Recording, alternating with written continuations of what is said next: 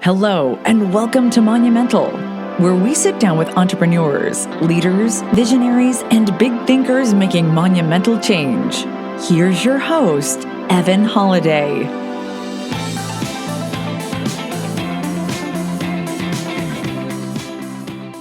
Welcome to Monumental. This is Evan Holiday, your host of Monumental. We're excited to be here today with a friend of mine. We previously met at a mastermind almost about a year ago, the Best Ever Conference in Denver or outside of Denver.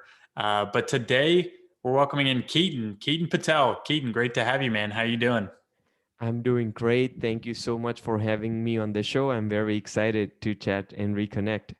Yeah, likewise. So, real quick, before we get into Keaton's background and today's episode, I just want to give a little shout out to all of our monumental listeners. You guys listening right now, you guys are the lifeblood of this podcast. And anything you can do to help share this podcast, either through social media or sharing it with a friend, letting us know you're listening, and also sharing that value, that would mean the world to me. And also, those that you're sharing this with. And also, if you could, please subscribe, rate, and review after listening to today's podcast. That really helps us grow the monumental audience and help impact more people throughout the world. And so, again, thank you all for monumental listeners. So let's dive right into a little bit of Keaton. And so Keaton is a high performance coach who helps motivated real estate entrepreneurs create more income and impact. I love that you have impact in right there in your bio by aligning their thoughts, emotions, and actions. His achievements include earning an accelerated doctorate of pharmacy degree while learning English. That's pretty phenomenal. Building a multi-million-dollar rental portfolio by starting from $8,000, and raising over $10 million for his multifamily syndication business and growing a senior care business by a factor of 3 in just 2 years. So Keaton, let's just start by giving everybody a little bit of your background and how you got to where you are today. Yes, so originally I'm an immigrant from India, and I came to this country not speaking a word of English, and I wanted to be a pharmacist. So I got my doctor of pharmacy, and then I realized that at the end of the day, having one income stream and relying on the corporate job is not a good strategy. And moreover, I got in more touch with my values, the entrepreneurship, the freedom, the creativity, which had no place in my corporate career. So then I decided to jump into real estate and buy a single family home. I didn't really had a game plan. I knew nothing about syndication or personal development or anything like that, but I knew that I had to take that first step, and that's how it all started from that first single family home. I love it. Diving in real quick, you mentioned like the first thing you said is starting out as an immigrant into the United States. Um, what was that like coming here? So you didn't speak English when you first moved here, is that right? Yes. Wow.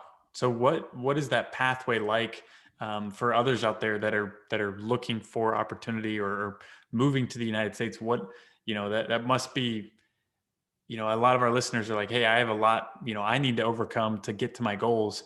But that in itself seems like a lot to go through and to work through and to be able to learn English and learn a new culture, learn a new place, get adjusted.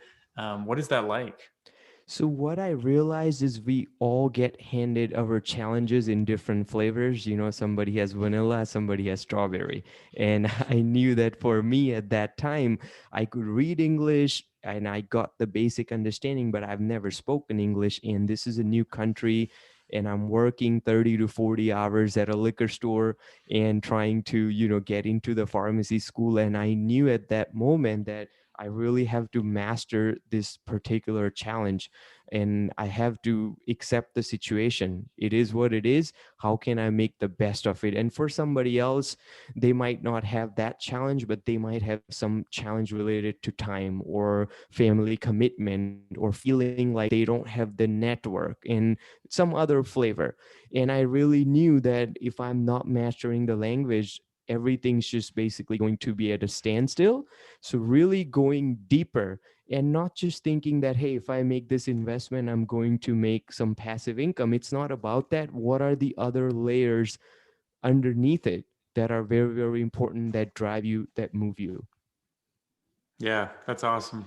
And so walk us through, you said that, you started with $8,000. Um, in real estate investing, obviously we know, you and I know that there's ways that you can get into investing with little or no money down, but also it seems like man, $8,000, how do you get started with just $8,000? So here's the funny story, right?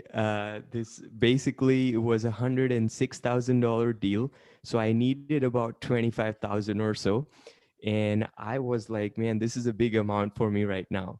Why don't I found two other pharmacist partners? They agreed to partner with me and give me $8,000 each. So I was like, okay, my problem sized down from 25 to 8. Now I had no $8,000. So what I did is, I'm like, either I have an option to just take this excuse, I don't have the money, I cannot grow, or do something about it. So what I did was, for 2 months, I pumped every single dollar from my paycheck into a 401k with my employer, and they were matching it. So I put the 4,000, they matched the 4,000, that became 8, and I could took it all out, or certain numbers I can't remember, as a loan, and I took that amount out as and combined with my partners to basically buy that first property. And I learned later on from Tony Robbins that the resourcefulness is the real skill in developing that. And then I used the same technique to buy a senior care business when I had no money, just figuring out creative financing, and use the same concept. Yeah, resourcefulness is I mean, if you think about anyone that has the mindset of, I'm going to get it done no matter what, I'm going to be resourceful no matter what, uh, they usually power through and they figure out a way, one way or another. They exhaust all options until they find the one that works. Um, is that something that you picked up through reading Tony Robbins, or how did you pick up that mindset? At that time, I wasn't into personal development. I've never really listened to any podcast. This is back in 2012, 2013. The world was a little different place at Yeah. that time. But I just knew at the core of me that it's just either me getting over this thing, or if I'm not taking this action, I'm not really getting to my goals at the end of the day. And I don't know the bigger picture yet.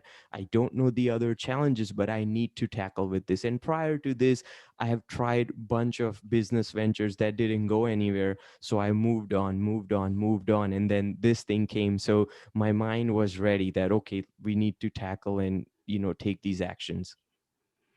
And you mentioned using the same resourcefulness to take down a senior care business, with none of your own money. Is that what you said? Yes. So walk us through that. What is that like? First off, buying a business, and second off, doing it with none of your own money.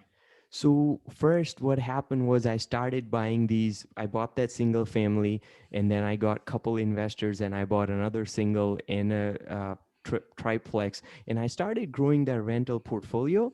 But I realized to replace my pharmacist income, it's going to take me forever. So I realized the Yeah. importance of strategy, and I knew in that moment I need to create a strategy that works for me. It cannot be somebody else's strategy. I need to put some thought. So I knew that this real estate is going to be a little slower, and I always wanted to get an MBA. And then I had an idea, why don't I buy a business I know nothing about? I turn it around, that would be my real life That'll be MBA. your MBA. Yeah. So I started searching. I got the senior care business. I liked the multiple, the cash flow of the business, and I knew was related to seniors. I wanted to make an impact to seniors, give them services and all that stuff, the companion care, CNAs, nursing aides, all that stuff. So then I realized I don't have the money. So I figured out the seller was retiring. So I asked her to hold a note, and then I got a private investor, and I was very confident that within a year I would be able to pay both of them, which I was able to do. And then, you put a loan on the business, you use that to buy another property. Like, the thing basically continues. Then your ideas start to get evolved. Hmm. I love that. As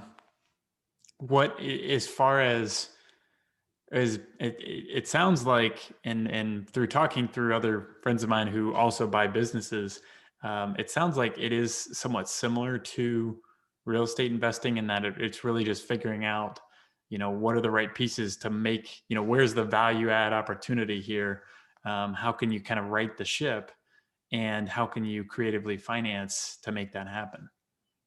Yes, so that's true. In the way, what I would like to add, what I've learned is always the two levels. The surface level is that technical stuff, adding value, creative financing, where can I get the money from? And those things are not that difficult to learn, right? We have all these Mm-hmm. resources, the books, podcasts, and videos and courses and things. But what happens is the layer underneath it. It's just when we feel like, okay, I don't have that time, that money, that energy, or the resource, whatever it is, networking. And that's when we really have to get real and go under the surface. Why is it so important for me to make it happen? And really understanding that it's not even about this project at all, but it's you finding that drive within you and making it happen, and that will give you so much more results, momentum. You're going to Mm-hmm. just go on a different path, which it's almost impossible to even think where it would lead you. So when you look at it that way, you have a different viewpoint to handle your challenges versus just getting dead in the track by the technical stuff, Yeah. surface level stuff. Yeah, and that's a great segue into, and what you're really impacting people now through your coaching and your mentoring. And so you've mentioned impact in your bio. You mentioned impact with the senior care. I'd love to dive into how, or what got you to the point of saying, "Hey, I've learned a lot on my journey to success and fulfillment and freedom. Now I'd like to help other people on their journey." Yes, that's a great question, right? So I never ever thought about becoming a coach. It wasn't in my thing. And I didn't even knew the coaching world at all. But I came across my coach, Trevor McGregor. And what happened was, at that time, I wasn't into personal development, but I got into personal development just to be a better real estate entrepreneur. And before you know, in 2, 3 years, I've done so many events with Tony Robbins, Wim Hof, Dr. Joe Dispenza, and the list goes on and on. And then it made me realize nobody that's seriously interested in real estate would put this much time, energy, and money into this. I absolutely loved the mind body connection and really, tweaking our stories and having strategies and clarities. And I loved it so much that it just became me in a way. And then I realized, okay, this is what I need to be doing because I'm having fun with it. I'm very passionate. And then I evolved that into a high performance coaching practice. That's amazing. And what for you with the high performance coaching? I mean, how did you get started through that path? Going into coaching could be daunting for those listening. How, if one of our listeners wanted to go down that path and they're thinking the same thing of like, hey, I would really enjoy and I would get a lot of fulfillment out of helping others. I've had a lot of success. I want to share that and mentor and guide other people on their journey. How does one go about that? Yeah, so, and a lot of this comes from our own journey as well. And I knew that real estate, I'm getting successful. Slowly things are working out. But eventually, what's going to happen if I look 5, 10, 15 years down the road? The success is going to be there, but the fulfillment, maybe something's missing for me, which the coaching piece brought it in, right? So, whoever that's interested, any of the audience member, they could start taking little steps in that direction to build their coaching practice, figuring out their niche and what are the key lessons and making the framework, their ideologies and things like that, making the models and, just taking the step to learn that business side of coaching, the marketing side of coaching and creating clients and serving clients and learning the underlying, transformation. When does transformation happen? And for me, all of that came because I really wanted to impact myself and I wanted to change my limiting beliefs, overcome my fears. And that's why I went too deep into it. And then I realized that I love being in that world and communicating, educating people with it. And then organically that led me into that direction. Yeah, I love that. And you said, it's about finding not just the success in the business side, but also the fulfillment. Um, how how do you, when you're working with your clients, how do you, and for our monumental listeners, what advice would you have as far as, if they're seeking to find that fulfillment? So I'll give you a master strategy. We'll try to, sum it up. So what happens in the business of real estate is everybody wants to acquire X amount of units or portfolio or dollar amount. And then I ask them what's going to happen after that. And for the most part, hey, I want freedom. I want appreciation that, I've done something, I'm worthy, I'm significant, I'm impacting people.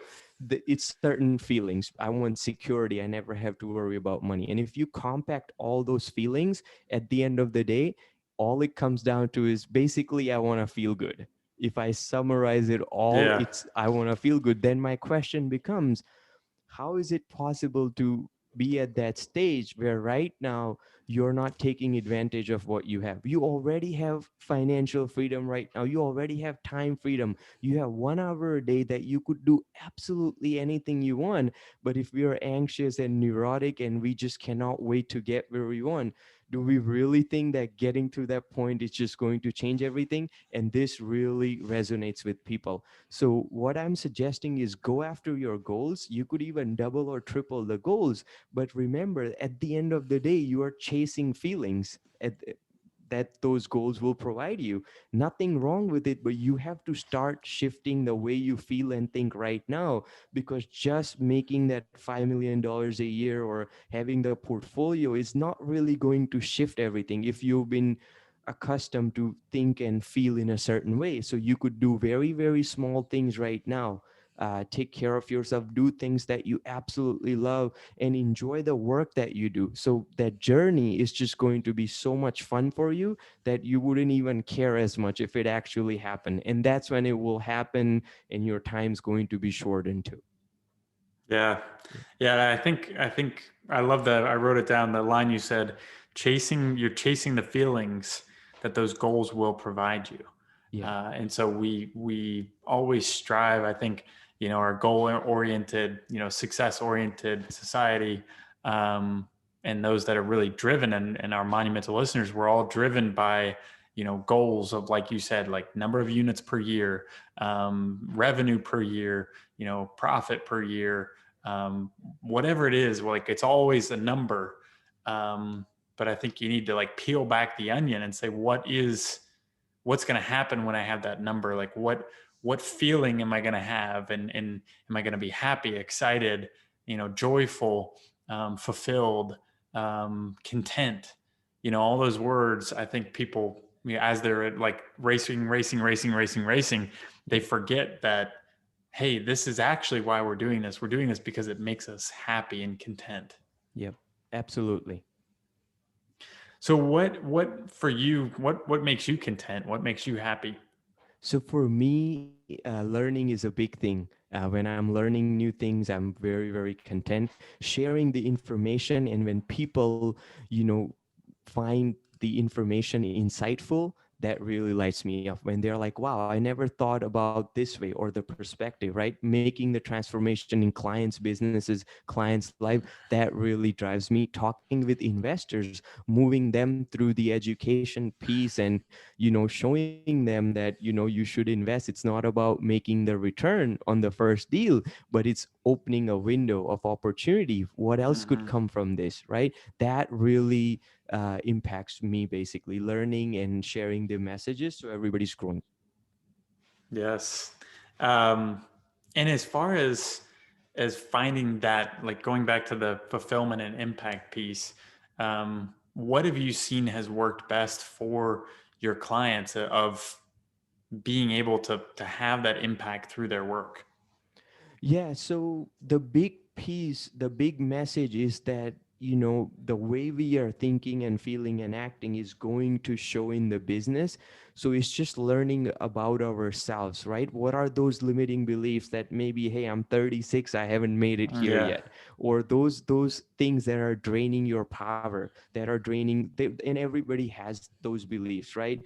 Maybe I thought by this time I should have done this, or why are things not working for me, the disappointment or whatnot. So figuring out what that thing is for you, and then slowly putting some strategies and actions into place to getting rid of that thing, basically, or minimizing the impact that has. And then I went through that cycle as well, where I was like, wow, I've only raised this much, I've only done this much, and that never ends. The goalpost kind of keeps moving. When you get to that point where you have bought 500 units, your mind's going to be like, it's only 500, other people have 5,000 Exactly. units in their portfolio, what are you doing? It just doesn't Yeah. end. So it's just knowing your particular flavor. Are you too self-critical? You are just not happy with your work, you are just perfectionist, or you are just working so hard and so long that you just don't even have time for the family, and you have lost, your outcomes and your strategies. You are just putting the hours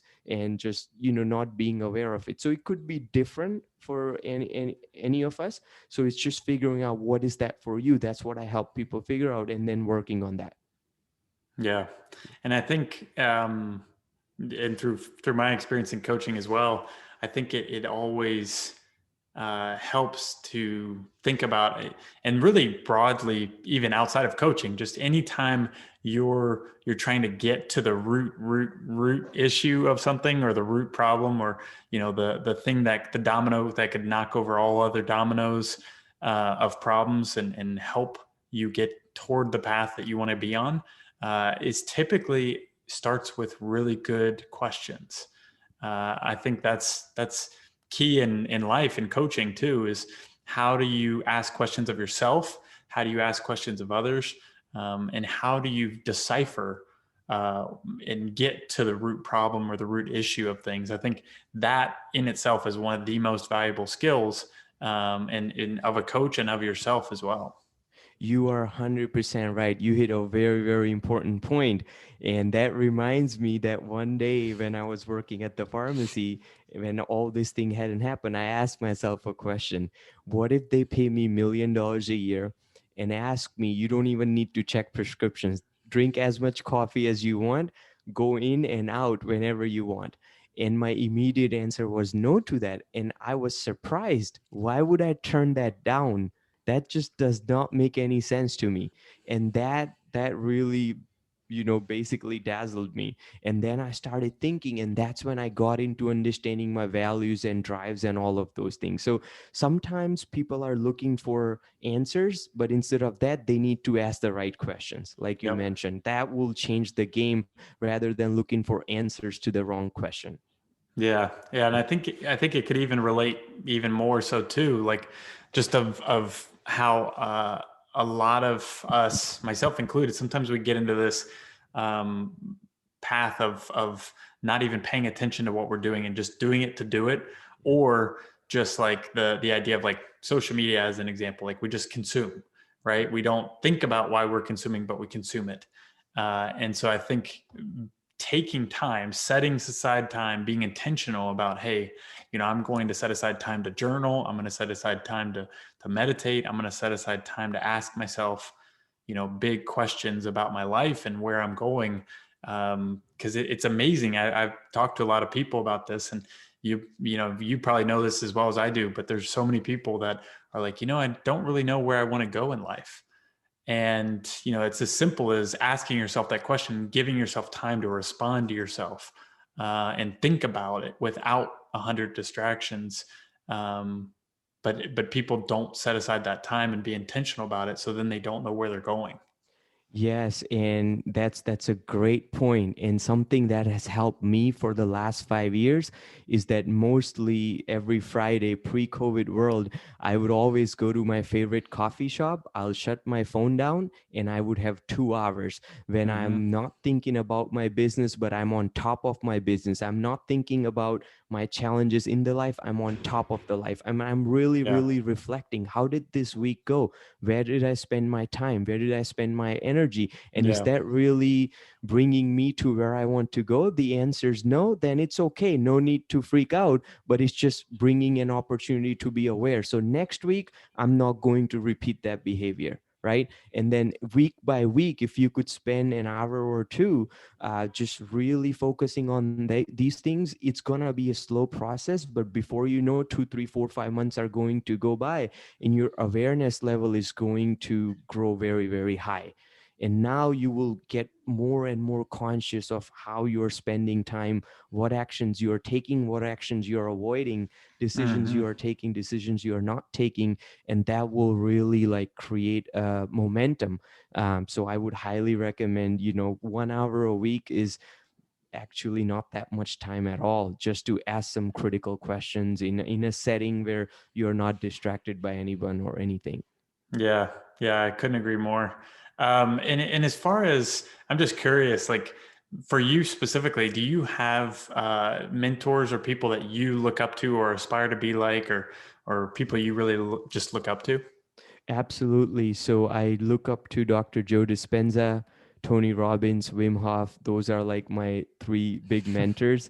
And then I believe in coaching and all this work as well. So I have my business coach and marketing coach and personal trainer, because there's so many things that are happening.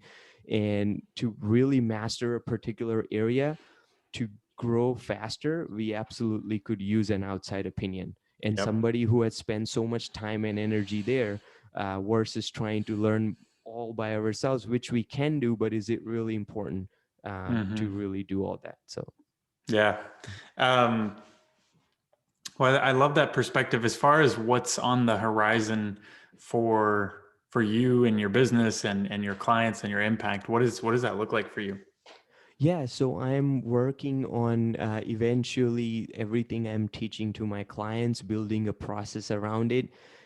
So I have the framework of the material, so I could write books about it and just have trainings created so it could impact more people, because there's only so many people you could talk to one-on-one basis, right? Hmm. And then raising capital, the same thing. Just wanted to formulate the business a little better from what I've learned in the last 3 years, put in more systems in place, more processes in place, because that's where actual business is created instead of just getting results. So doing those things, fine tuning things, and finding little gains here, little gains there, right? And making those tweaks and seeing how that it's taking me faster in the direction I want to go. So Yeah, yeah. that's awesome. It's amazing what process and systems and dialing in on your process and your systems, and how if you can figure out how what makes you successful and put that in a digestible system, then you can very easily transfer that to so many others, and that's powerful. And we're doing the same thing with Holiday Ventures. So I love that. Yeah, that's awesome. Let's dive into our monumental questions. What Yes. does success mean to you? Success to me means impacting people and myself, and having fun doing what we are doing, and also going through those challenges, uncomfortable moments, and just exploring and growing. Yeah, that's awesome. What about daily habits or morning rituals that you have? I absolutely do the meditation every morning. Nice. Yeah, I fell off of the meditation train for a while, but I'm back on, and I've missed it, and I love it. Yeah. Highly recommend it. Just gives you that clear, level head. Last question: favorite book or book you are currently reading? Currently reading, I finished the Atomic Habits by James Clear, Yeah. and it's a very, very powerful book. He's summarizing everything in terms of how we really forget how these little changes and shifts really impact into a bigger thing. So really nice overview on habits and everything related to habits. So recommend that book. Yeah, that's a great one. Yeah. Keaton, phenomenal episode. I love hearing your story and how you're so much driven by impact and helping others and sharing your journey as well as helping others on their journey, and being able to combine that with real estate investing. I mean, that's the beauty of it, is impact and long-term wealth generation and impact. So thank Yeah. you. Thank you. Thank you so much for having me on the show. And it was great chatting with you. Thank you. Yes. Where can our Monumental listeners follow you or reach out to you or connect with you? Yeah, so you could go on my website, ketanpatel.com. That's KETANPATEL. And there you will see link to my YouTube. I also have a guide, 5 Pillars of Peak Performance, that you could download by entering your email and other resources and training as well. Yes. Keaton, thank you so much. Awesome episode again. Guys, if you enjoyed today's episode, please let us know. Tag Keaton, tag myself on social media or LinkedIn or wherever. And guys, with that, have a monumental day.